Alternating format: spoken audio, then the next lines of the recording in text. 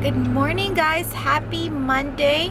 Today's the first day back at work after weeks vacation because of Christmas, and I've also been on break from working out and watching what I eat because I was sick since Christmas Eve up to the 25th, leading on the 26th. So I just decided to take that whole week off and just go on about my day without doing anything, just relaxing and chilling and enjoying the holidays. So today also marks my first day back to working out, and I wanted to vlog about it. Previously I showed you guys how to calculate your macros, and I wanted to branch off of that topic by talking about flexible dieting. So for the past year I have been on strict keto, okay, mind you, 100% keto for about 7 months, and then now I transitioned into just a whole balanced diet,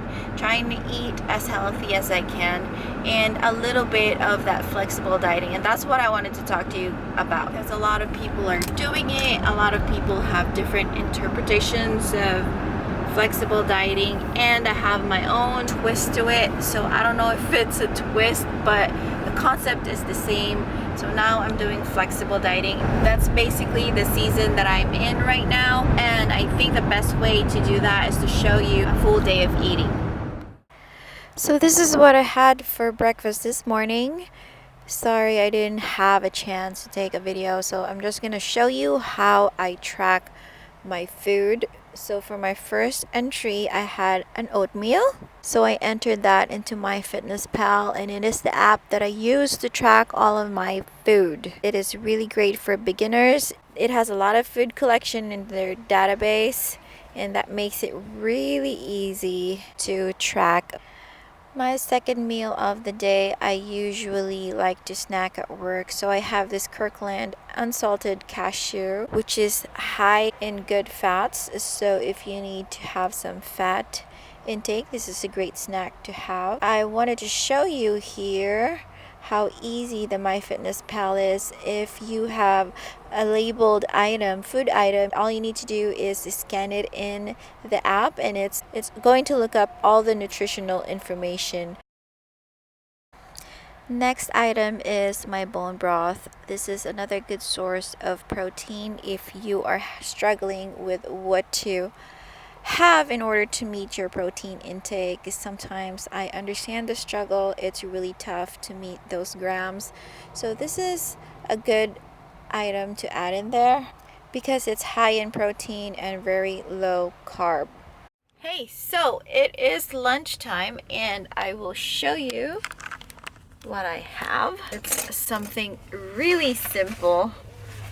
This is my magic tip for you guys that are out of time to meal prep. This is my go-to healthy food. It's a rotisserie chicken. You can get it for almost any grocery store. This one I got from Costco. So it's larger than the usual, I think. But if you are out of time and you just always on a rush, this is something you can grab at the grocery store, and it'll last you for at least a week if you're the only one that's eating. And the sweet potatoes are the easiest to prepare. About 4 pieces of whole sweet potatoes. Nothing else you need to do. No preheating required. The minute you turn on the oven, just pop it in there, and for at least an hour and 30 minutes, and you would have the sweetest sweet potatoes you'll ever have. And if you want, you can drizzle it with olive oil and season it however you want it. This one is plain, and it's my carbs for this meal. So I just devoured that thing. Yep. So as you saw from the previous clips, I wanted to show you guys how I track my food that I eat every single day. And the purpose of that is that right now I'm currently doing a flexible dieting. Flexible dieting means you can eat anything you want as long as it fits your macros. It's basically also known as IIFYM, if it fits your macros, and there's no good or bad foods per se, and you can eat anything you desire as long as it fits your required macronutrient breakdown. And if you don't know how to figure out your macros, I did post a video previous to this one. Just look for it, how to calculate your macros, to find out how much you need in order to reach your goals. So the claim is you can eat anything you want and still be able to reach your goals as long as you meet your caloric needs, the amount of protein, the amount of carbohydrates, and amount of fats that you need in order to reach those goals. That is the argument. But for me, I take advantage of that concept, except that I try to eat as healthy as I can. 80% of what I eat is wholesome, real, healthy food. And then 20% at a time, not so healthy for you types of food. And in terms of good food and bad food, that's another controversial topic. Everyone's perception of which foods are bad, which foods are considered good is different per individual. So my point of view on good and bad foods will be different from someone watching this out there. So that depends on you. I've seen several people who have achieved success in eating whatever they want, no matter what the quality of food is. They still have their shredded abs. It's probably okay to do that right now, especially when you're young and just really healthy. You wouldn't see that much of a negative effect as of now. But for me, my point of view is I like to put in the work now. I like to have the preventive measures now, because I know in the long run, as I get older, these things are going to catch up on me. So nothing against it. If it works for them, that's the path they want to go through. That's their body, that's their choice. I'd like to eat as clean as possible and still enjoy those food at the same time.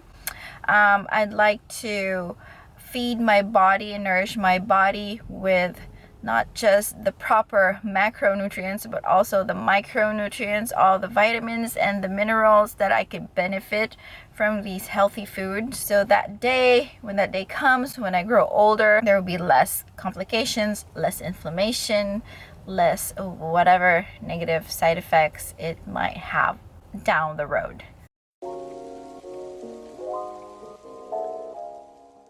As I mentioned previously, coming off of keto, I decided to do flexible dieting. So just to play around with things, just to see how my body responds to it. My body liked keto. My body did like high fats, but I wanted to see how different proportions of carbohydrates and fats come to play when it comes to how my body reacts. I decided that I would like to have a more balanced nutrition. I didn't want to get rid of the fun stuff totally. I'd like to have some ice cream here and there. And although I did have that in keto, I would have cheat days and stuff, but this one, as the name says, it is more flexible.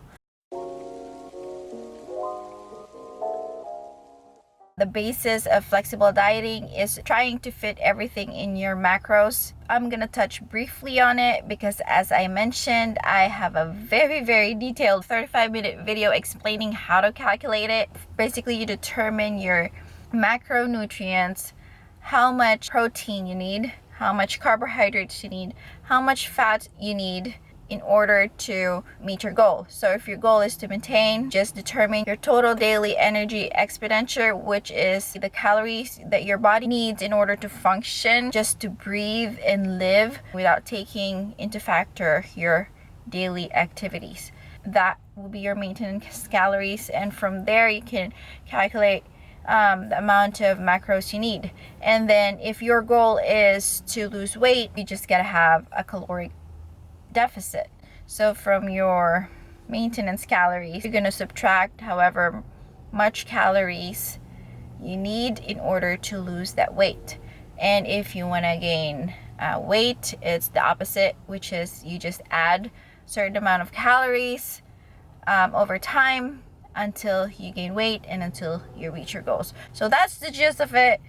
More details in that video. I suggest, if you want to learn exactly how to do it, I do have the video. I would link it here or here or here.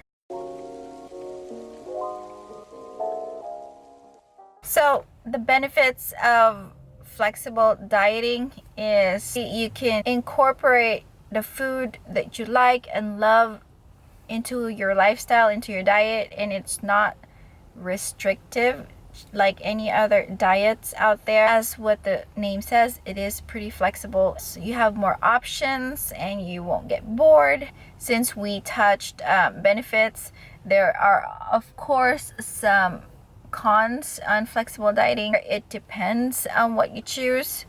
If you choose to eat whatever the hell you want, then of course there's going to be some consequences down the road. Another con for flexible dieting, I think, is that you have to count your calories, you have to track your food, you do have to track how much protein. It's actually more tedious than just counting actual calories, because this one you're going to be tracking the macronutrients. And if you're coming in this lifestyle without a healthy mindset, if you had past issues on eating disorders, counting macros, counting calories can trigger those past issues that you had with food, then it is not something I would advise you to do.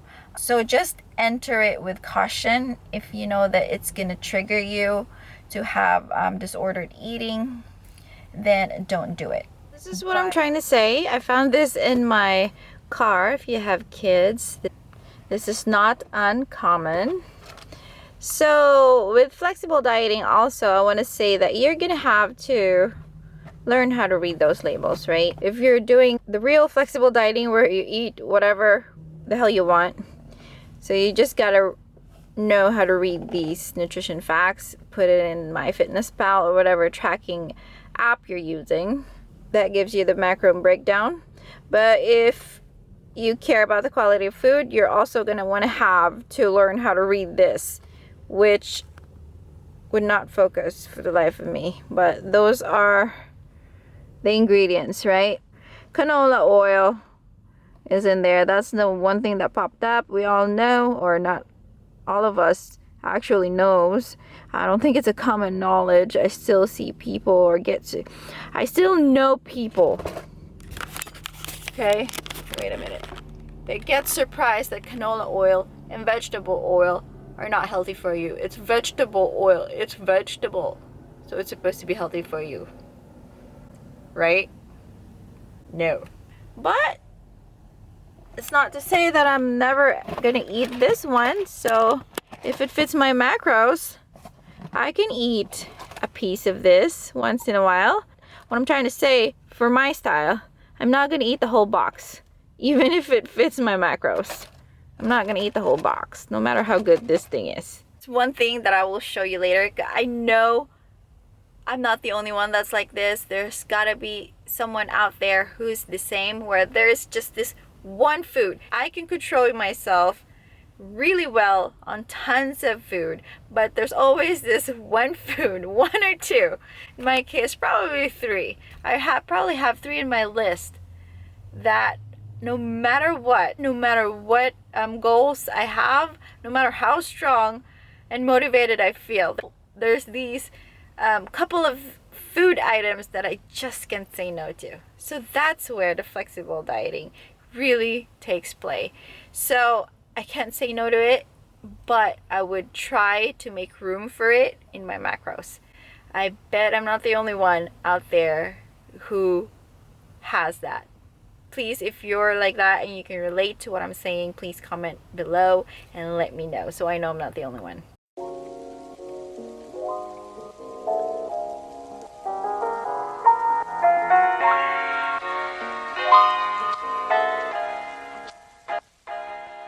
So we are just here at the park. Ooh, look at my background. You guys see that beautiful sky. My son is at his basketball practice and we're just here for an hour waiting for him. And yeah, that's what I like about that flexible dieting. So what I do is I try to consume the healthy foods as much as I can at the beginning of the day. So at the end of the day, I have room for those fun stuff.